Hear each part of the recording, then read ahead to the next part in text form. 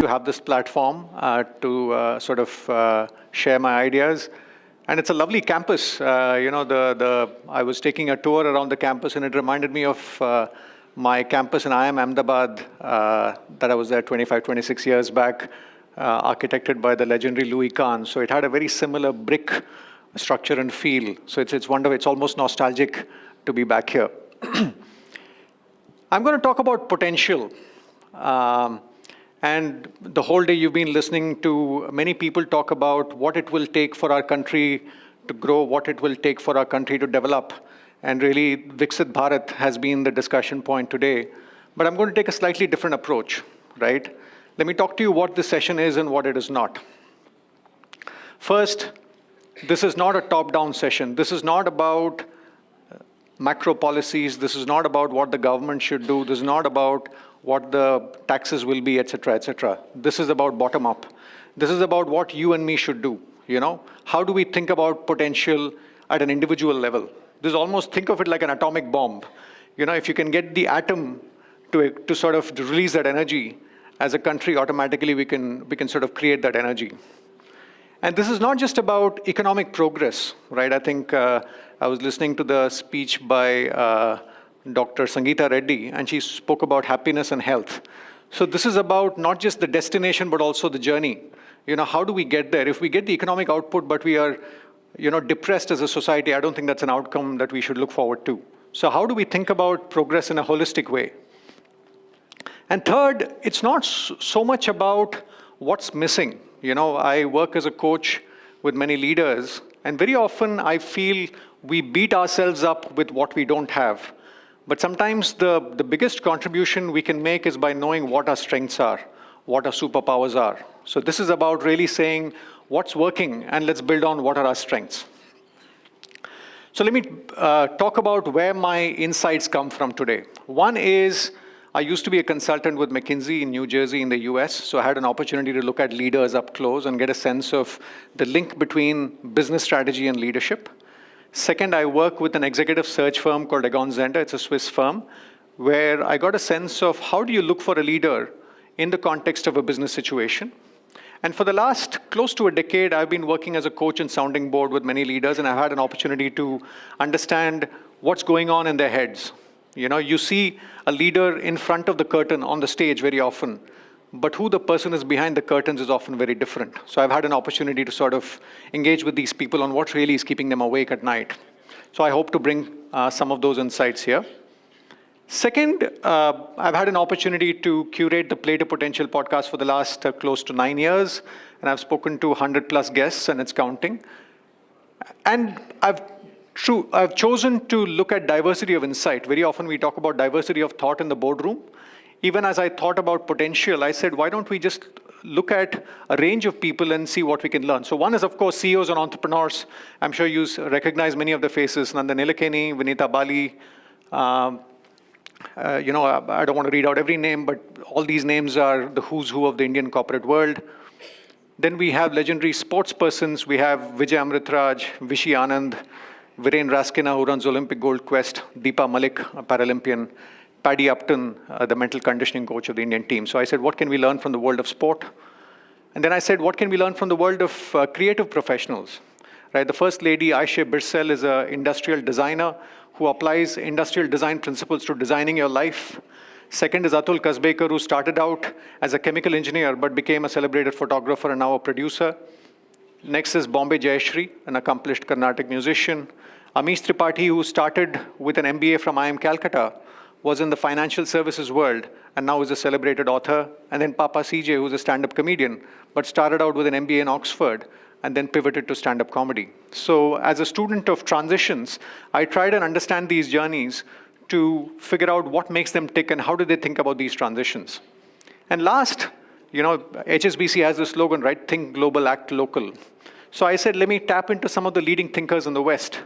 So first is Amy Edmondson. She was voted the #1 thinker in the world. She's a professor at Harvard Business School. We have Marshall Goldsmith, who's like the, if I may say, the Don Bradman of coaches. He's like considered an all-time great. Dan Pink, Linda Grattan has written a book, 100-Year Life. Again, if we're all going to live longer, then how do we think about staying relevant in a world that's sort of accelerating change? And last is Herminia Ibarra, who's a leading thinker in the space of transitions. So I hope to bring some of these insights as well to bear as we go through our talk. So let me talk through my, if I may say, relationship with the word potential. My initial thoughts go back to my physics textbooks, right? My daughter Pragya is in grade 10 and my son Nirmal is in grade 6. So I spend a lot of time teaching them math and physics. So this is sort of point A is the potential energy of the swing. And at some stage, it gets converted to kinetic energy when the swing comes down. Right? That's sort of my first brush with the word potential. And implicit in this image is that potential energy is finite. There is a certain finite energy that's stored that gets released. The next engagement with the word potential happened when I was a search consultant with Egon Zehnder. We would hire leaders and we would often say you can hire for skills, or you can hire for competencies, or you can hire for potential. To use a simple metaphor from Hindi movies, how many of you are familiar with the Hindi movie Diwar? Clearly, I'm addressing a very different generation here. But there's a term called Lambe Race Ka Ghoda, which is used in that movie. How do you look at that person who's 10 years old and say that this person will become somebody significant, right? How do you look at this and say this person will build one of the largest IT services companies? How do you look at this person and say she will go on to lead one of the largest consumer goods companies in the world, right? So what are the markers of potential? What are the lead indicators? And let me share at least the headlines of what we would look for. First, we would look for judgment. And, it's interesting that the first sub-bullet under judgment is problem finding, not problem solving. In a world with ChatGPT and Gen AI, I think problem solving is getting commoditized. What's becoming premium is actually how do you frame a problem. Just to give you a very simple example, one of the people I spoke to at the podcast was somebody who was an expert at solving the right problem.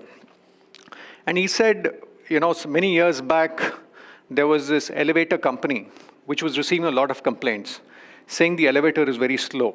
Many people were complaining that for them to go from floor 1 to floor 50, it took a lot of time. So they assembled a group of mechanical engineers and they said, how do we really make the motor go faster, blah, blah, blah, spent hundreds of thousands of dollars. Till one guy came along and said, it's not that it's taking time, it's probably people are getting bored. Can we have a mirror in the elevator? So the mirrors you see in the elevator are a solution to boredom. So the point is, if we frame the problem differently, then different answers emerge. So in a world of ChatGPT, problem finding becomes that much more critical than problem solving. Second is influence. We all have ideas, but how well do we sort of share those ideas with the world around us? What are the people skills you have? How are you at building trust with the people around you? And the third is drive. I think there was a discussion about ambition. Right? Drive, in a way, is the propelling force which moves you forward. So judgment, influence, and drive would be the three variables we would look for as we look for, talent which can really play the long game, and that's Lambe Race Ka Ghoda. And to figure out judgment, influence, and drive, once again, we would look at three levels, right? One is sort of the LinkedIn level, what people have done. I'm sure many of you here have a LinkedIn profile. So this is literally the list of things you've done. And one level below is how people get things done. How do you drive results? How do you drive strategy? How do you connect with people? How do you build relationships, etc.? And the lowest level of the iceberg, of people is why do you do what you do, right? And especially if you look at people when they transition, very often you ask them, why did you move from A to B? You often will get a real story of what matters to them. Are they after power? Are they after money? Are they after recognition? Or are they after something else? So the lowest level of probing for potential is actually focusing on the when and the why. The next brush with potential actually was the first conversation I had in my podcast. Any guesses to who this person is?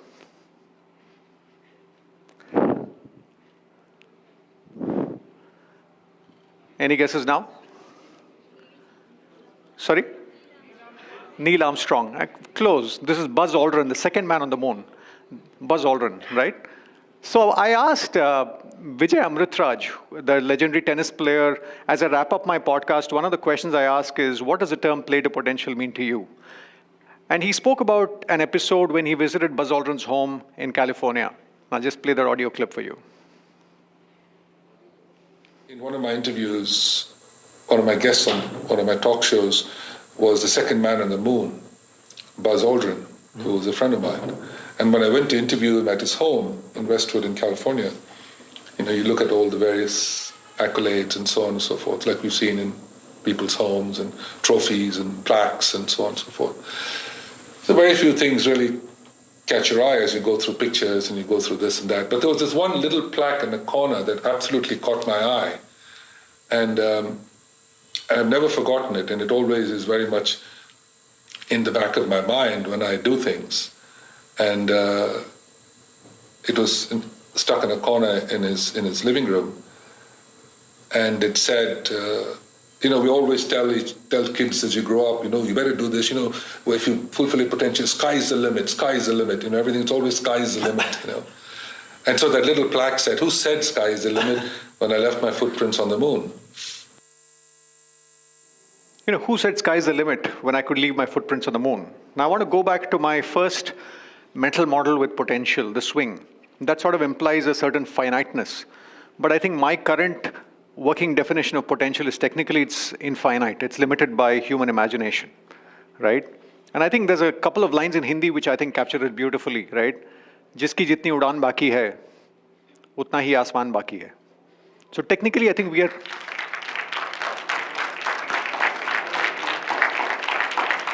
Now this, I must say, this quote was brought to my attention by my friend Vineet Panchi, who uses this very often. But I think this captures, and I think the source is a gentleman called Anil Meeth, who's written this couplet. But I think this captures the idea of potential. In a way, we come in the way of our own potential. And we will never know. One of my clients, actually, at the end of my coaching assignment, I was asking feedback. How did it go? And he asked me, Deepak, you talk about playing to potential. Are you playing to your potential? And my honest response was, I don't know. And sometimes we are a very poor judge of our own potential. Sometimes the people around us might know better. And sometimes we might limit ourselves by aiming here, but maybe our potential is something bigger. Let me come to where my thinking on potential stands today, right?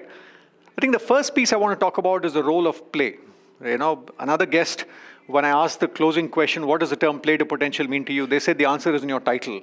I said, what do you mean? They said, you can't work to your potential. You can only play to your potential. So that basically means that each one of us has to figure out what is play for us. And that might vary. What do I mean by that? There are always a few activities where, you lose sense of time, which are joyful. And a simple metric is, are you feeling depleted or are you feeling energized at the end of the activity? Right? Even in a job, there'll be elements of a job that are energizing, elements of a job that will be depleting. Can we sort of tune into more around what feels like play for us? So that's sort of the first perspective in terms of where it stands today. The second is the idea of juggling. When I was in the UK, one of my hobbies was actually to learn ball juggling. So I actually got a couple of 2-3 bean bags just to show you, right? I think the point is when you juggle 3 balls, you can do different patterns. And the one thing I learned with juggling is at any one point in time, your eyes are always looking at the ball on the top, right? My eye will always look at the ball on the top. But I'm also aware of all the balls in the air. While the eye is looking at the ball at the top, my awareness is about all the balls in the air. And the third thing about juggling is it's also what's called an NP-hard problem, As N increases, the complexity is not linear, the complexity is exponential. So juggling is one of those things where as the number of things we take on, the complexity increases. And this is this is an image I should credit my wife Kamini, right? When I was considering the cover of my book, my initial consideration was to have a tightrope to talk about various identities. But she was the one who said, why don't you think of juggling various hats? Each hat is a different identity we carry. I'm a son, I'm a father, I'm a coach, I'm a podcaster, I like to play the guitar. So how do we juggle these various identities? That's a real question in terms of playing to our potential. It's not a single dimension, but it's a sort of a multidimensional optimization problem. And third is context, right? When I was back in B school, professors would always say, to solve any problem, you need conceptual clarity and contextual familiarity. Right? You might have all the concepts, But if you don't understand the context, then none of your knowledge is useful. The point is each one of us is dealt with a different hand of cards. And what do I mean by that? It's our genetic structure, it's our families we are born into, our education, our parents, the schools we go to, etc., etc. Now, are we doing the best we can given the resources we have and given the constraints we have? That becomes a real question. There's no absolute answers. Each one has to find the answer to their own context. Let me give you a simple example with javelin. Right? If I told you there's one javelin thrower who throws 89 meters and the other one throws 47 meters, who's a better thrower? Most people would say, the one who threw 89 meters. But what if I said the first is Neeraj Chopra and second is Navdeep Singh? And what if I said Neeraj got a silver for his effort and Navdeep got a gold for his effort? Now the point is, if you don't really take into account context, just looking at the surface level doesn't tell you anything. So each one of us have a set of resources, have a set of constraints. So unless we are truly aware of who we are and what our context is, it's difficult to figure out how we play to our potential. And very often when I think about potential in a holistic sense, a lot of people talk about ikigai. I'm guessing many people in the room are familiar with ikigai, right? It's sort of what you like, what you're good at, what the world needs, what the world will pay you for, and you operate at the bullseye. It seems like a very straightforward approach. But what I realize is, life is not so simple for us to apply ikigai. Life is messy, right? And, I love this quote from Abraham Lincoln, who says, when somebody asked him about true north, when he sort of decides to do something devious, they say, what happened to your true north? And he says, a compass will point you to the true north. But the compass will not tell you if there's a well or a desert or a ravine along the way. So in the pursuit of the true north, if you sink in a swamp, there's no glory in it. So to me, when I think about it, a true north cannot do the job of a torchlight. Especially in Indian roads at night. You can't focus, you can't hope for the true north to solve those problems. You need a torchlight or a headlight to navigate the Indian roads. So I wanted to put together an approach which accounted for the messiness of life. And that's what I wanted to share with you. In a way, I capture that in the book, Play to Potential. But the core of the approach is, first is the family context, right? A lot of the literature I see about playing to potential treats life as a solo sport. But the more I look around, the more coaching work I do, I realize life is a team sport. The team is the family. And unless we really tune into the family context, it might be maternity, it might be empty nesting, it might be loss of a loved one, whatever. It might be a transfer. But unless we really unless we account for the family context, we might be missing the plot.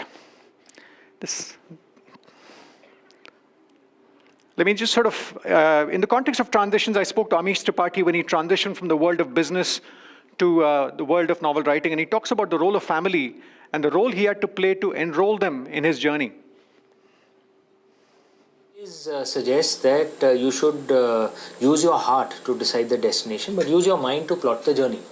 So I was very clear that I was not going to give up on my book, no matter what, no matter how many people rejected it. I was going to do everything that I could to make it work. आगे चले ना चले भगवान के ऊपर है, but I will do my best. That I was very clear on. Sure. Now that was the destination that my heart had decided. So what should the journey be to that? I allowed my mind to make up my mind, which is I allowed my mind to make up my decision. Sure. Which is why I did not resign from my job. Which is why I invested only into the marketing of the book. But I invested only what I could afford from my salary. I didn't take loans from anyone. I of course didn't ask any of my relatives, anyone for anything, only my money. I invested only what I could afford. I made, I was lucky that I had family support for this. My wife, my siblings, because, if you don't have that emotional support, it's not about financial support, it's that emotional support. True. Then that can kind of, draw energy away from you. And, that family support is extremely crucial. And, of course, I'm lucky in that sense, but I would also say that it's a responsibility of each individual to try and get that support. To enroll people around him into his journey. It's your job to figure out how you can get them motivated in your journey, because frankly, it's not their journey. Why should they care so much about you? So you have to figure it out. And if And my family was, of course, very supportive because they could see how this book had changed me. It had changed my character by 180 degrees, and they were extremely supportive, and that's a big part. I think a lot of the women leaders I spoke to, this Amish Tripathi, this is specifically relevant to women leaders, right? I think a lot of the women leaders I spoke to, they said around maternity, for example, they had to really create that ecosystem around them. It's very easy to get into a victim mindset, but the really proactive ones that really created that ecosystem around them were able to move forward and have that support for them. And it didn't happen by accident. It required architecting. The next piece is L. Ikigai suggests that you do what you love, but not many people have that privilege. Doing what you love feels like Mount Everest to a lot of people. Very often you need to do something to put bread on the table, but at least make space for what you love. I like to play music with my kids. For some people it's gardening, for some people it's running, for some people it's pottery. But figure out what you enjoy. If you find it at work, that's wonderful. Otherwise, keep some space that re-energizes you. The next piece is aspiration. And I think in the previous speech, somebody asked a question about ambition. The way I think about it is ambition is like saying I want to get 100 in math. Aspiration is like saying I want to do well in the exam of life. And what I mean by that is we all have different identities. Like I said earlier, we're juggling different identities. And what I urge people to do is to think of the various identities and say, how do I take a baby step forward in each of them? As a father, as a brother, as a son, as a coach. What is that next baby step I can take, mini milestone I can have for a year, and move forward holistically in the exam of life, while not just getting consumed by one dimension, which is ambition, which is at work. So that's A. And of course, the answer varies from person to person. Different people might prioritize work over other things, but I at least ask people to be a little more intentional about the trade-offs here. The next piece is VO. I think the world of work is changing, right? I think we are moving into an era where my father worked in one company for 40 years. My father-in-law was a brigadier in the Indian Army. He worked in one organization for 35 years. I think the world we all are growing into is changing. I don't think that paradigm will exist. So each one has to think a little bit about how do we create value and how do we seek opportunity. We talk about product market fit. I think we all need to figure out what is our talent market fit. And we all need to figure out how to go on the dating process. People are not going to hand out a job in a platter. But I think that talent market dating process is a skill not many people have. And we need to build that because, we need to go through that process many times possibly. And this is particularly relevant for people in transitions, right? We spoke about maternity. And very often I find homemakers, I think one of the earlier sessions, there was a statistic that 17%, a big chunk of the GDP is sort of efforts in homes but are not captured. But what I notice is home can sometimes be a low feedback and a low gratification, low feedback loop and low accountability or a low traceability kind of a situation. And a lot of people get into self-worth issues. Similarly, people who are going through retirement, who are going through a significant transition after work. So one thing I've noticed is people who ask the question, how can I be of value? Maybe by volunteering, maybe by doing something small, maybe by participating in a not-for-profit, maybe by sitting on a board. Sometimes when you sort of contribute to the world around you, I think it sets off a virtuous cycle. So how do I be of value?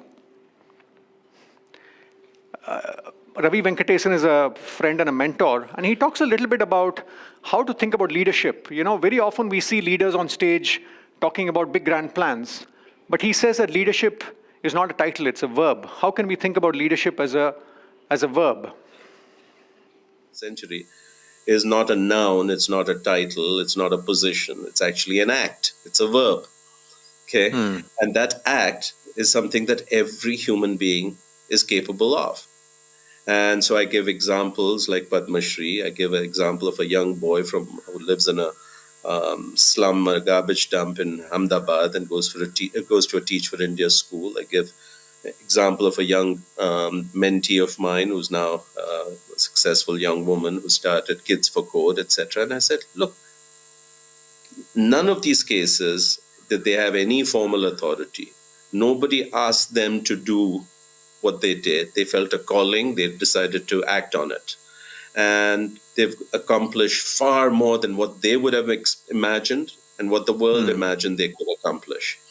And so to me, this is the most powerful, inspiring model for how we create a functioning society, how we create a functioning planet. which is leadership comes from anywhere and everywhere. It's ordinary people doing extraordinary things, not about extraordinary people. Absolutely. I think leadership is about what each one of us can do. The next piece, very quickly, I'm mindful of time. Next piece is investing in yourself, both skills and capabilities to stay relevant, but also investing in physical health, mental health, spiritual health, right? I think if we want to play the long game, like Dr. Sangeeta Reddy said, we need to focus on our health and happiness. And the intangible balance sheet is going to be as important. And the last pieces are relationships, both relationships with friends and family, but also relationships in the workplace. The longest study of happiness in Harvard basically said if there's one variable that predicts happiness in the long run, it's the quality of relationships that people have. And every now and then, just like we talk about flavor in the context of ice creams, we talk about flavor of the season. I think we all go through different seasons in our life, and we need to rediscover the flavor of the season. The way I balance the wheel in my 30s is different from the way I balance the wheel in my 40s. So that keeps evolving. And what we need for that is self-awareness, right? I think the previous session, the speaker spoke about the criticality of self-awareness. But I think the nuance here is, one is sort of reflecting our way to self-awareness. The other is seeking feedback.